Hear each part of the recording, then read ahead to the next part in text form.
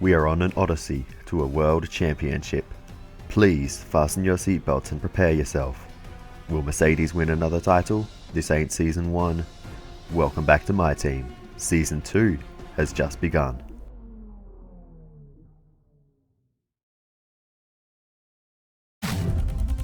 So, since we left off in Abu Dhabi, the driver market has gone berserk with only 2 teams maintaining the same driver lineup as the previous season. One of those teams is Mercedes, who maintain Lewis Hamilton alongside new reigning world champion Valtteri Bottas. The other team is McLaren, who keep Carlos Sainz and Lando Norris on for another season each. However, for the rest of the field, it was all change. Let's start with Ferrari. With Sebastian Vettel announcing his retirement at the end of the season, they were in need of a new driver to partner Charles Leclerc. There were rumours around that Antonio Giovinazzi would step up to the team. However, in the end, they opted for Max Verstappen from Red Bull. The Dutchman excited to take the fight to Charles Leclerc in even equipment. This of course left an empty seat at Red Bull, who opted to keep Albon, aiming for some consistency heading into the next season. However, they had to recall the services of Daniel Ricciardo, who was happy to return to a front-running team. This of course left Renault without their star driver, and while they would keep Esteban Ocon on for another season, they needed someone else with the experience to help push the development of the car forwards. They opted for Danny Kvyat, who was happy to take on a new challenge in Formula 1. This signing led to one of the more unexpected driver moves of the silly season. AlphaTauri were looking forward to going into the new season with 2 very talented drivers in Gasly and Kvyat. However, losing the Russian to Renault, they would sign Sergio Perez to partner Gasly. Perez was excited to take on the challenge with AlphaTauri, hoping it would lead to a drive at Red Bull somewhere in the future. The biggest surprise, however, was the lineup at Racing Point. They would sign both ex-Thunder drivers of Guan Yu Zhou and Nobuharu Matsushita. So where was Lance Stroll? Well, he was off to Williams to partner Nicholas Latifi in an all-Canadian lineup.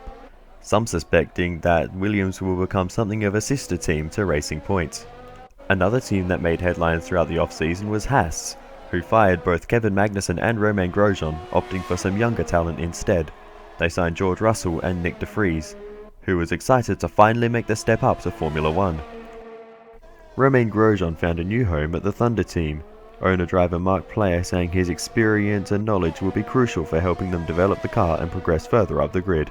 The only other team left is Alfa Romeo, and with Kimi Räikkönen retiring, they had an empty seat next to Antonio Giovinazzi.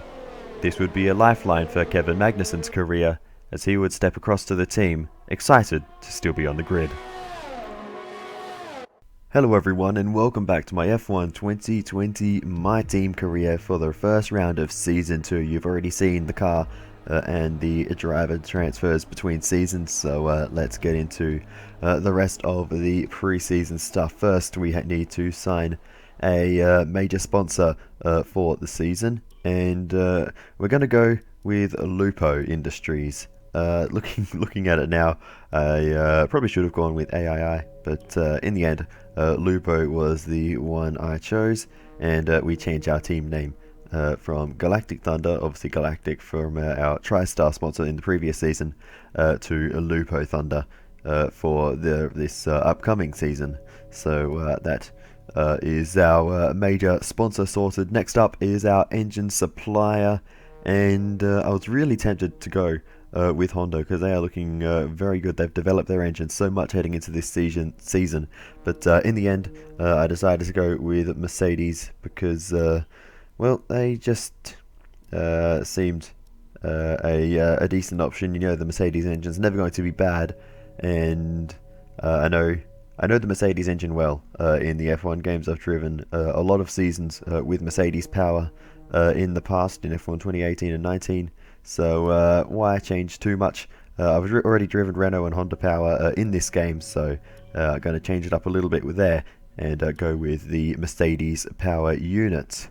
We've already signed on our second driver as Romain Grosjean, so that is just about it. So we'll have a quick look at the car from all the angles and see all the sponsors. Still only the major sponsor plus 3 others. We are yet to unlock the 4th one, so we are currently still have the same 3 we have had, same 3 additional sponsors we've had for a while: Sudo, DSP optics and satellite, so we're going to be sticking with them for the foreseeable future until we unlock maybe some better ones. But yeah, for now, this is our livery and sponsors, and I have to say I really love the look of this car, and it's much closer to what I had in mind, but somehow or other the first season car ended up being very orange, more so than black. So yeah, that was a bit of a weird one. It didn't really go in the direction I originally had in my head, that first livery, but anyway, yeah, this one I think looks really cool. But activity timeline, and as with the first season, it's an awkward number of days between now and the car reveal, which obviously you have already seen. But anyway, we are going to go with the driver training camp to help Grosjean in every way that we can. That should help him out in the opening race or two. I'm not sure how long those effects last, and we're going to go with the pre-season advertisement campaign to boost our team acclaim by quite a considerable amount. Next up, we have a ton of money to spend on our R&D facility department things, so let's go and do that. I'll put everything I bought on screen now. There's way too much to list off in any reasonable amount of time, but in the end our power unit and aero departments have all been raised to Spec 2, so that is great news for us, and that raises the ceiling of performance greatly for our car. But anyway, let's get into the race weekend. Good to see you again. Hope you're ready for another crack at the championship. I'll be on the wall as always, feeding you only the finest premium information. Track is still green. Try and take it easy for the first couple of laps.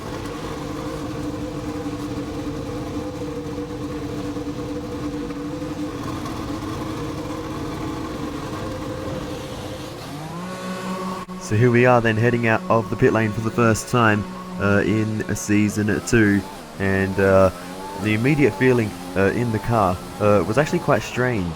The power unit and the chassis department are actually very good for us. We're around the top of the midfield, we'll say, roughly, with those two. Still a bit of work to do, but the aero department is horrendous. We're one of the worst teams on that side of things, so we really need to do some work on the aero department, which is why I somewhat prioritized that in the R&D facilities that I was buying earlier on.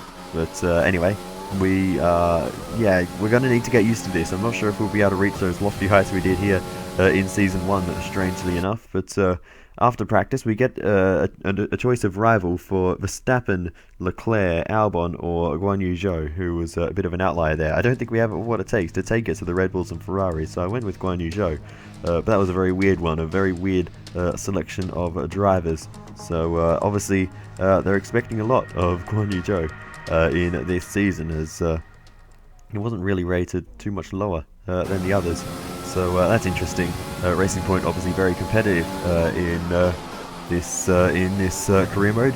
One of the better teams on the grid, but we'll see how they go with two rookie-ish drivers. They've both done half a season each, but in Q1, a little bit of wheels on the dirt there on the left-hand side heading into the last corner. Shouldn't actually cost us too much time.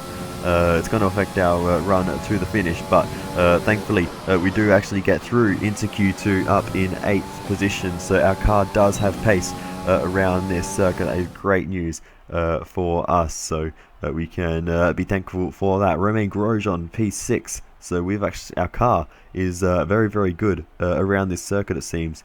Alex Albon struggling a bit down in 10th position, but Lewis Hamilton going well. Daniel Ricciardo very quickly customizing to his new Red Bull car. And as we look at who is knocked out, we've got Nicholas Latifi at the bottom with De Vries, Lance Stroll in the Williams, as well as George Russell Guan Yu Zhou, unfortunate for him in the Racing Point, Matsushita just getting through, as well as Giovinazzi in the Alfa Romeo. So Guan Yu Zhou still getting up to speed. He hasn't raced for half a season, obviously, and still a young driver with not a lot of experience in the game. So despite being in a good car, you expect that he may run into some issues, but Matsushita just squeezing through into Q2. But we move on then into the second round of qualifying, and we'll see if we can actually string the lap together this time and out-qualify our teammate. That will be ideal, because I haven't mentioned it yet, but there's actually going to be some rain in this race. So we want to be ahead of our teammate, because when there's rain, inevitably there will be double stacking. So that is a huge target of this qualifying session, to make sure we are ahead of Romain Grosjean. So as we come across the line, where are we going to qualify? 10th. We are in just about to Q2, but I imagine Grosjean will be as well. No, he's knocked out, unfortunately for him. P14 along with the other two Frenchmen on the grid, Esteban Ocon and Pierre Gasly, also knocked out, along with Kevin Magnussen, who did a good job. But Bottas is knocked out as well, down in 16th position. So he tried to get through on the medium tyres, didn't work for him. Mercedes really screwed him over there with that strategy. They feel it's too close these days to try that and get through on the medium tyres, and he's been knocked out. No one else was able to get through. So Bottas was the outlier, and Mercedes are going to pay the price for that in the constructors' standings, as well as Bottas in the drivers. That is a huge blow early on for him, starting down in 16th position. Matsushita also knocked out in 15th. Move on to Q3, and surprise, surprise, we're down in P10. We can't compete with these guys in the top 10, really. There wasn't a lot to show from that session. We just couldn't get a lap in good enough to compete with these guys. So quite a way off, but I'm still quite happy that we were able to make it into Q3, and there won't be any strategical disadvantage, because the rain will be coming so early in the race that it's only going to be a short stint on the softs before we get to the rain. So let's get into the race. It's finally time once again to begin what promises to be another thrilling season of Formula One action.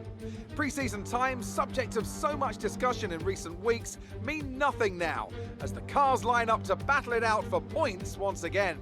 So let's get this season underway. Welcome to the Australian Grand Prix. The Melbourne circuit is certainly one that needs to be taken seriously. Its combination of slippery surfaces and difficult corners make it a tricky track when it comes to overtakes. Drivers find it hard to pass and will need to take full advantage of those DRS zones if they want to have any hope of breaking through. A new season then, a clean slate where anything could happen. Anthony Davidson is with me today as we get another year of Formula One underway. We're into those tense few minutes before the first race then. Everyone's a little bit nervous about reliability. They haven't been running in the hot, turbulent wake of other cars in practice, and they've not been pushing at 100% for long durations. Let's hope no one has to deal with any nasty surprises. Let's run you through the driver grid order for today's exciting race. Lewis Hamilton lines up on pole position. A very happy Carlos Sainz will start second. Looking at the rest of today's grid, we have Ricciardo, Verstappen, Lando Norris, and Kvyat, Perez, Albon, Leclerc, and the scientist, Ocon, Gasly, Kevin Magnussen, and Grosjean, Matsushita, Bottas, Antonio Giovinazzi, and Guan Yu Zhou, Russell, Stroll, De Vries, and Nicholas Latifi. It's almost time for those 5 red lights to go out. Then let's see who can prevail today. Okay, I know it's your home Grand Prix, but treat it like any other race. Don't take unnecessary risks. We're not going to do anything too crazy in this one. We're in the points already, so we're just going to try and hold that through. But interestingly, a lot of the new drivers in teams have outperformed their teammates, but strategy's not going to matter because it's going to rain before that has any impact on the race. So we just go to the 5 red lights, and away we go for the Australian Grand Prix. And we've got about 10 minutes before the rain falls down, so we need to make moves when we can. We're immediately looking to the outside where we found a little bit of space on the opening lap around the outside of Sergio Perez in the Alfa Tauri, and we will just about get alongside the Ferrari as well there of Max Verstappen, as we have to have a little switch to the inside. Verstappen covers us off. Perez back around the outside as we head through turn 3 towards turn 4, battling away with Sergio through here. A bit of contact made as we didn't give him quite enough space to work with on the apex, but we have made the move on the Mexican. Here is the replay. Perez diving around the outside. Great move to power and get the traction around the outside there, but yeah, just didn't quite get the space there, and the whole field got a little queued up behind him for a moment there. But here's the onboard with Perez, and yeah, we just didn't quite give him enough space on the apex, but he's been able to catch it and continue on with his race, so no harm done there, and we have held through that position. But next up is Max Verstappen. We're actually gaining on him. We've got pretty good straight line speed with a good power unit, and given that our aero isn't that great, we don't have a lot of downforce, but we also don't have a lot of drag, it seems. We've done a few drag upgrades in the previous season, so it may be we may have a straight line speed advantage over some of the cars around us, especially with the power unit that we have. So we're going to do our best to make the most of that. But as we continue on, we're just on pace with Verstappen, and you can see water drops falling onto the lens now. So it won't be too long before it's time to switch to the intermediate tyres, and then who knows what's going to happen in this race. Sometimes we pick up pace in the rain, sometimes we lose it. But it is not time for the wets just yet. But as we continue on, of course, that time comes, and we enter the pit lane for the groove tyres. But a few people continuing on, so we could potentially gain an advantage here if they start to struggle in these conditions. We will be on the ideal tyre at this point, so hopefully we can yeah, gain some kind of advantage from this. So out of pits we go, and there's a bunch of cars staying out. Hopefully we don't get too badly held up by any of the slick tyre runners in these conditions. There's no way the slicks will have any kind of grip. We've barely got grip on the intermediate tyres. We immediately start slipping and sliding on the moist surface of the track. But as we continue on then through the last few corners, we're getting held up by a few of the slick tyre runners that are yet to pit. They all go in right now, of course, but look at the spray.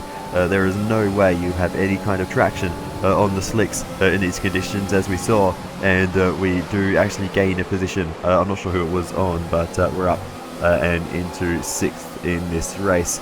With Danny Kvyat up in 4th position, so he's having a great race in his new Renault. But here's how things stand at the moment then. After that, Hamilton leads from Ricardo. Sainz dropped down to 3rd after a good qualifying on the front row for him, followed by Kvyat, Verstappen, and then myself. But as we continue on then... Cars are definitely kicking up a lot of spray at this point. I doubt we're quite ready for the full wet, but we're not far off. I'm sensing a little bit of an opportunity here.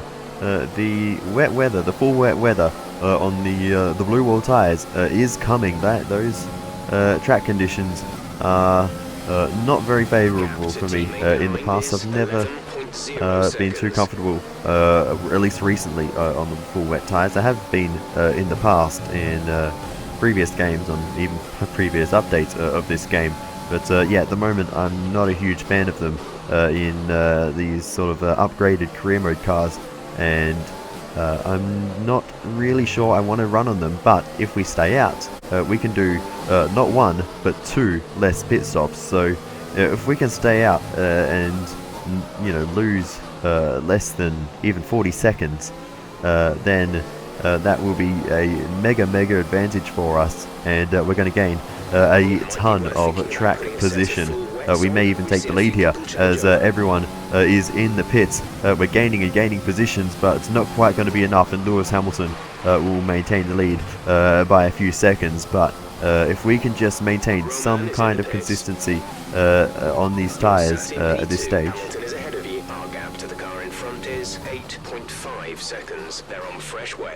Yeah, if we can maintain any kind of consistency on these tyres, that will be a mega advantage for us, and yeah, the conditions, they're not feeling too bad at the moment, so I'm optimistic for the time being. So we'll see how things go. Daniel Ricciardo does catch up to us as we head into the final sector here, so we're definitely losing pace, but it's not actually a lot. We actually let Danny go straight past us here. There's no point fighting him. It's just going to hold us both up, and now remember he has another pit stop to make compared to us as well, so we're going to get that position back no matter what, unless we lose absolute tons of time in this stint.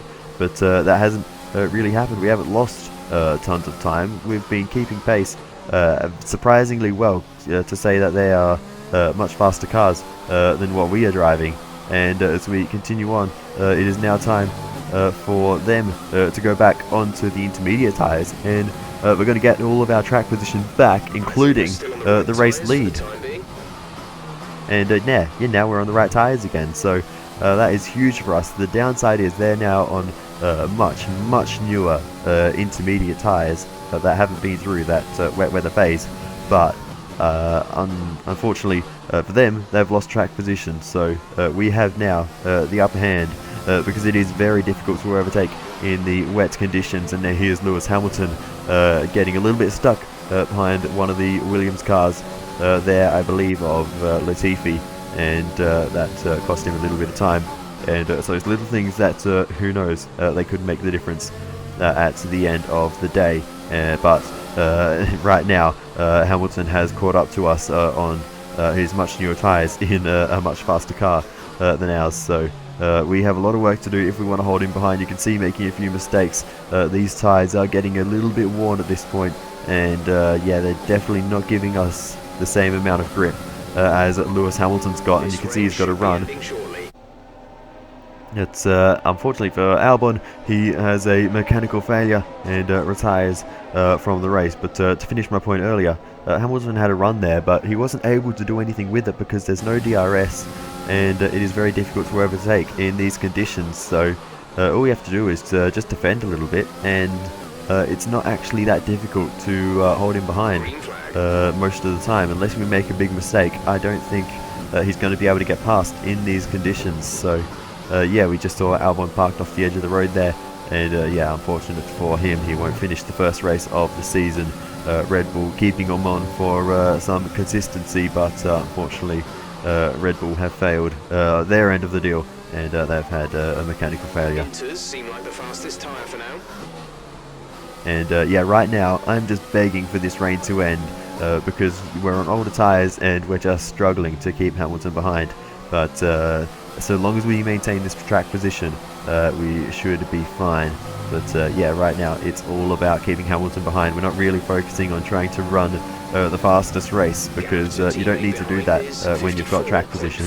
You need to focus on holding that track position as best you can. So I'm not expecting to be able to win this race, but the more we can hold up Hamilton, maybe, just maybe, if things go our way, we might be able to beat him. But it's going to be difficult, and especially when it gets dry and the DRS is available, I don't think we'll be able to hold him off. But yeah, we're going to give it our best shot and try and hold off that car, because you know, you might as well try. There's no point just letting him go. The effects of some tyre wear soon, so stay on your toes. But yeah, a bit of a mistake there. Onto the grass, managed to recover that. But now it is getting dry, and it is time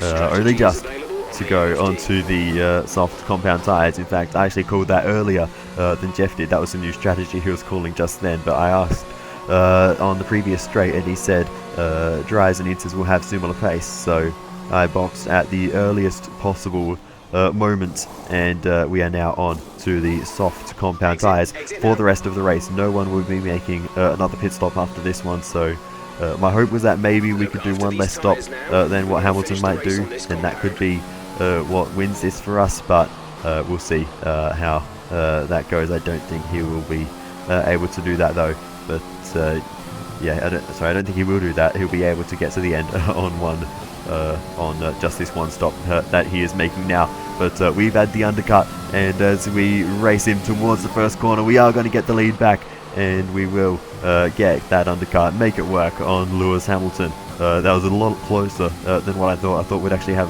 a few more seconds in hand, but to see him coming out of the pit lane there, I was a little bit scared for a moment that he might just be able to get ahead of us. But now he's down the inside as we head into this very tricky middle sector section, but thankfully he backs out of it as we are really pushing the limits here and starting to make a lot of little mistakes, and it's costing us a bit, but we're just about keeping it on the road, keeping it on the racing line, and so long as we can do that, Hamilton will not be able to get past. But it's the DRS that is the real threat as we head through this section, taking a lot of curb there, trying to get some more exit speed, but it doesn't even really work for us as Hamilton's got the run to the outside. We cover on the inside line, and we're just about going to hold on, missing the apex entirely there, but using the exit curb there, and we will maintain the position ahead of Lewis Hamilton. That DRS zone not quite long enough for him to make the move there, so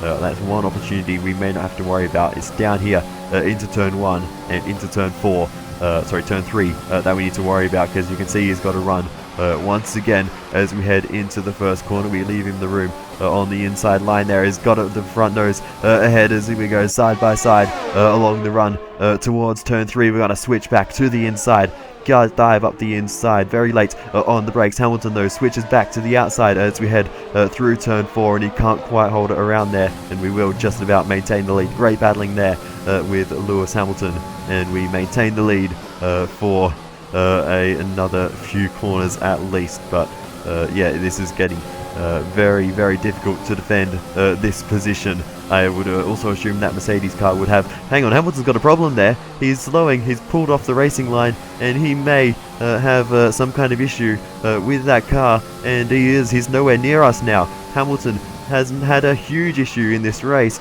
and he may well be out of it if he can't resolve that very quickly. Here's the onboard with Hamilton. He sends it over the curbs, trying to get it out of the way and off the racing line. And as to catch it, he's going very, very slowly. The car is smoking. He is out of the race for sure. Lewis Hamilton, what a disaster at the end of this Australian Grand Prix, fighting for the lead.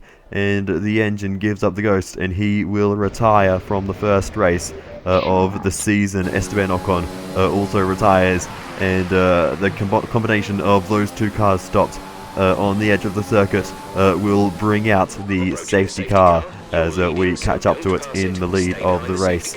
And that is the first safety car in the first race of the season. That has absolutely changed the pace of this race because while we lead, second place is Daniel Ricciardo, so it's now an Australian 1-2 in this race, and our mission is to make sure we maintain the first position of the two. So here we go on the restart there, nailing it out of the final corner, and we will just about get away cleanly. Daniel Ricciardo sitting in the slipstream. We're not going to have to worry about him into turn 1, so we're going to try and take it easy, but we've missed the apex, and that is going to cost us a bit of time. Ricciardo with a good exit, a good run. It's going to go to the inside as we head towards turn 3. We're going to try and go late on the brakes, but we're too late, too deep into the corner. Ricciardo gets through on the inside, and we just can't fight back. Daniel Ricciardo takes the lead of the Australian Grand Prix, and he is already stretching away. The grip advantage in that Red Bull is quite insane, and if we can just stay close to him, we may have a chance of holding on to this P2. But remember, we have Carlos Sainz behind us now. He has been mega quick. He qualified on the front row in that McLaren, so he is one of the fastest cars on track at the moment. So it's not going to be any easy feat to keep him behind, but we'll do the best job that we can and try and bring home this P2. This will be huge for the constructors, for the team, for the Drivers' Championship, and just to bring home a good result at our home race. Sainz to the inside as we head towards the final sector. We give him some room, and he backs out of it in the end.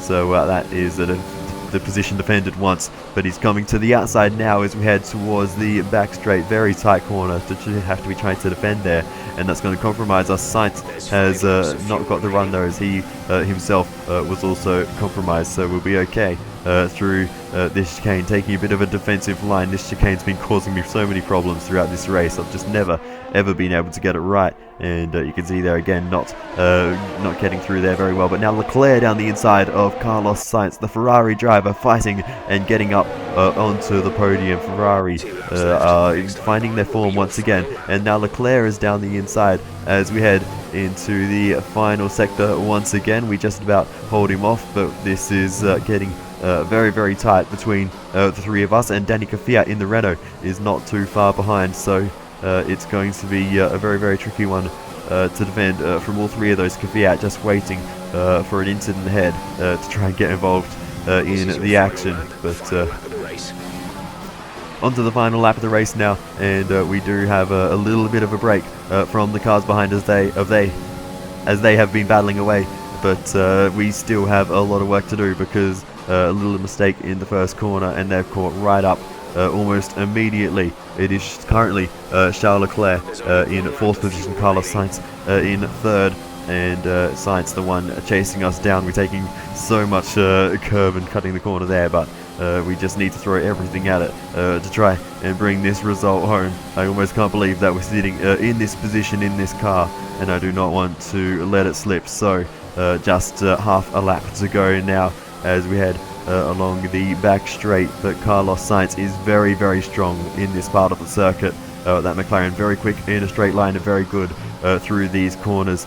But as we head on to the final DRS straight, Sainz has got a good run. He goes to the outside as we head towards the final 4 corners on the circuit. We dive up the inside, use all the roads. Sainz though got to switch back as Daniel Ricciardo comes across the line to win the Australian Grand Prix. Great drive, Daniel Ricciardo. But as we head around the final few corners, we are just ahead of Sainz. He goes to the outside through the penultimate corner, using all the millimeters that we can through there, and we will just about hold off Carlos Sainz. Now Leclerc's around the outside, and he might grab a podium here at the last moment that Sainz gets a better exit, and Sainz is going to hold on as we hold on though for P2.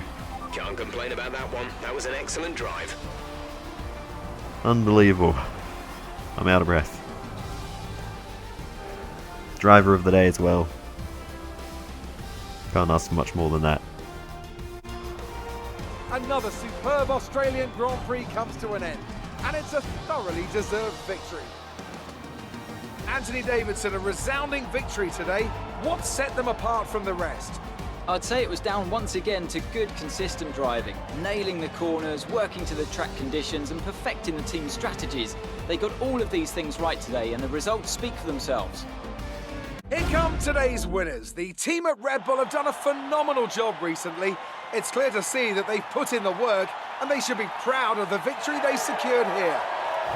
So Daniel Ricciardo takes home the Australian Grand Prix. We make it an Aussie 1-2 with a very, very nice second place for us, with Carlos Sainz with a very solid podium in 3rd.